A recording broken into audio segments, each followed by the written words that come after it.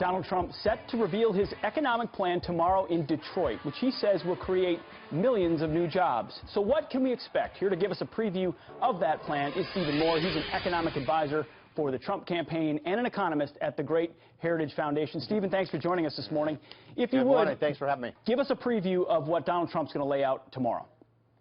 Well, this is going to be a hugely important speech for Donald Trump. It's going to lay out the whole kind of economic plan.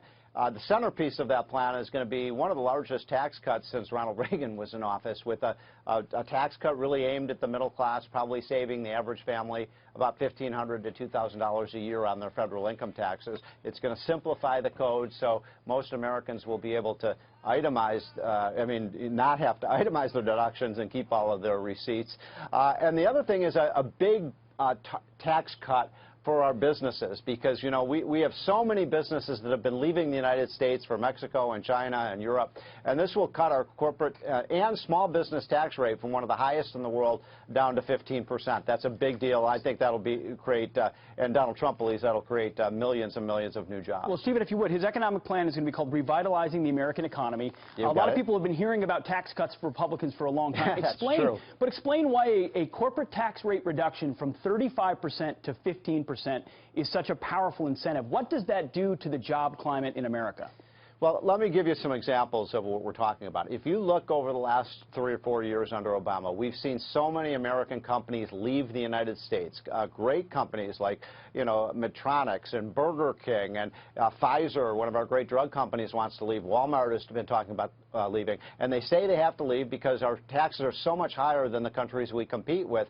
They almost have a fiduciary duty to leave. This will bring those companies back. But the more important point is small businesses are the spinal cord of our economy. I mean, we know that 2/3 of all jobs in this country come from those small businesses. They're just getting not just taxes, by the way, but also regulation. And there's going to be a big regulatory component to this as well, getting the government off these businesses back so they can grow. I mean, just one example, all the regulations in Obamacare on employers, we know it's leading to less workers being hired and less hours being offered to those workers. Absolutely. Regulations strangling businesses, large and small, rigged for those at the top. If you would, is there explain the symbolism of Detroit? There's obvious themes there, but is he going to speak to what's hurt places like Detroit and how he can revitalize them? Yeah, there's a reason that Detroit was picked. I mean, Detroit obviously has gone for bankruptcy. In fact, I was just in Detroit recently. I'll be there tomorrow. But, you know, Detroit was one of the symbols of American industrial might as recently as 25 or 30 years ago. Today, it's in complete collapse. And, you know, one of the things that I hope Donald Trump will say tomorrow, and I think he's talked a lot about this, is, you know, what have Democrats done for these big cities, whether it's Detroit or Newark or Philadelphia or Pittsburgh? You know, you see these cities in such decline, Baltimore another example, and I think what Donald Trump is going to say is, look, you've put your trust in Democrats for 30 years, and they've ruined these cities. There's no jobs here. There's crime on the street. People are shooting not just the people, but the cops. We're going to bring law and order, and we're going to bring jobs back to those cities. And it's important, I think, for Republicans to say, no, we're not the party of the rich. We want to come into those low-income neighborhoods and rebuild them. Well, and looking at the plan, too, a core theme of it is fairness as well. If you're going to lower that corporate tax rate, you get rid of loopholes and others that have been exploited to make sure